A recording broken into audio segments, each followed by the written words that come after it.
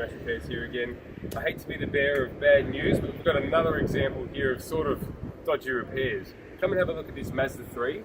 It's the red Sol red colour, something that we're really familiar with, really difficult to paint, but looks really, really good once we're done. The results are pretty amazing, to be honest.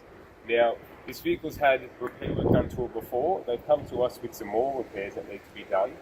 If we have a look down here, the issue with this is the way that it's been repaired. So the amount of filler and stuff that's been used, probably a little bit excessive. If somebody took a little bit more time to do this properly, we probably could have avoided the whole issue with what we're going through now. So we're actually going through the repair process now, which means we have to cut this panel off entirely and weld a new one on, which probably could have been avoided if we didn't have to go through the extent from the previous repairs.